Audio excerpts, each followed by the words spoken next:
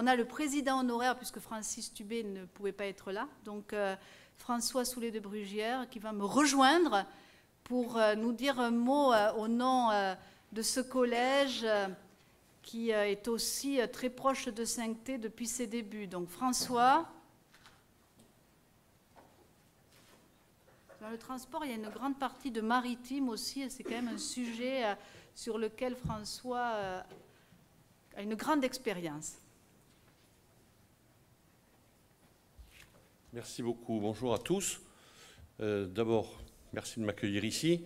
Et puis, Myriam vous l'a dit, j'espère que je vous reverrai le 13 mars, puisque je suis président du conseil de surveillance du port de Dunkerque. Et donc, j'aurai le plaisir d'accueillir tous ceux qui veulent venir. Vous verrez, on va vous faire un beau programme. Et puis, on accueille des gens très bien à Dunkerque, puisque j'ai dit, il y a 11 ministres qui viennent pour le comité interministériel annuel sur les questions maritimes. Donc, oui, on va pouvoir voir de belles choses et du beau monde. Je vous remercie d'avoir fait cette réunion avec le CHED. Alors, le CHED, c'est le Collège des hautes études du développement durable. C'est un ensemble d'organisations, pour ceux qui ne le connaissent pas tout à fait, un ensemble d'organisations sur le territoire français et a été créé ici, j'allais dire à La Rochelle, mais en fait dans le nord de la région Nouvelle-Aquitaine, un CHED qui comprend le Poitou, la Charente et le Limousin. Cette association a pour objectif de réfléchir sur les questions de développement durable et surtout de porter la bonne parole au travers de formations qui sont faites. Et il y a des formations qui sont prévues pour cette année. Formations où on essaye de mêler différents types de populations, c'est-à-dire à la fois des professionnels, des organisations syndicales, des politiques et des gens de l'administration pour réfléchir sur comment vivre ensemble demain avec une transition énergétique efficace. Voilà. Ces formations sont des formations de 2 jours qui sont faites généralement sur vendredi, samedi ou sur des week-ends et qui permettent donc d'échanger et de travailler ensemble.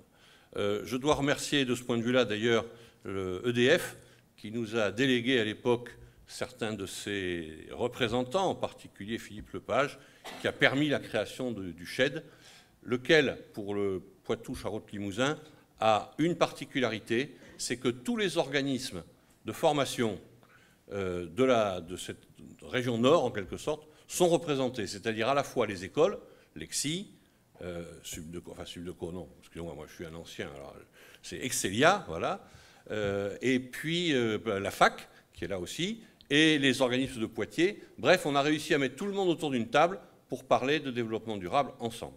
Hein. Et donc on s'est bien retrouvé avec Sainté, puisque Sainté, c'est aussi la capacité de réfléchir ensemble sur des solutions de développement durable et de transition énergétique.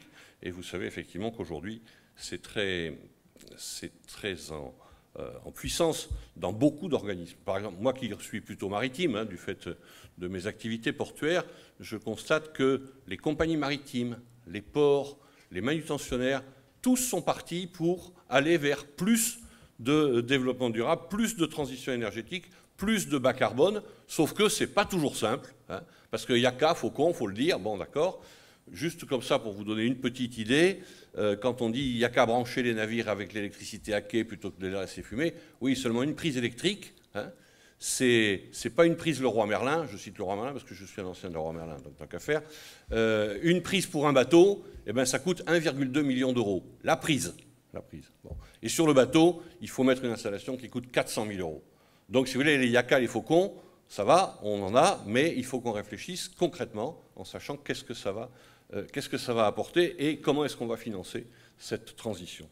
Donc nous sommes intéressés par toutes les réflexions qui nous permettent de mettre en avant des solutions innovantes ou approuvées, parce que certaines solutions sont en devenir, je pense par exemple à l'hydrogène comme énergie, le gaz naturel, bien sûr, c'est très bien, et on est en train de chercher comment on peut développer ces activités de gaz naturel. Ceci étant, le gaz naturel, c'est pas bon, c'est pas forcément pour tous les bateaux, c'est pas pour tous les trains, c'est pas pour tous les camions, et voilà, il faut qu'on arrive à faire un bon équilibre entre tous les modes de transport et leurs énergies.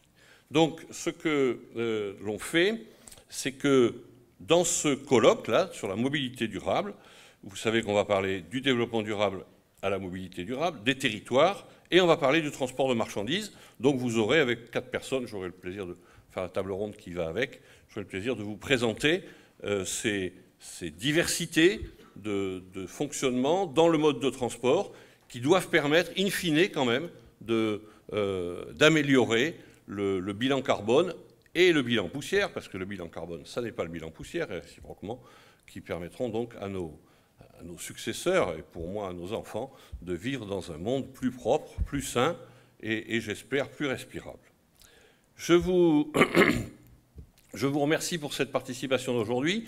J'espère que les échanges dans l'esprit de 5T resteront ce qu'ils sont, c'est-à-dire qu'il y a des gens qui apportent des solutions, il y en a d'autres qui ont des contre-propositions dans la mesure où ils ont des résistances, que ce soit des résistances économiques, financières, politiques, etc., qui font que ce n'est pas toujours simple de se mettre d'accord. Mais ici, à E5T, l'avantage, c'est qu'on fait ça en confiance, on fait ça dans la sérénité, et donc nous sommes très intéressés à participer aux travaux d'aujourd'hui sur un thème tout à fait central, sachant que la mobilité des territoires, comme l'a dit Myriam, ce n'est pas seulement sur la terre, mais c'est aussi dans l'eau. Et c'est pour ça que le port de La Rochelle est bien représenté aujourd'hui avec son directeur, son président et son délégué de l'Union maritime.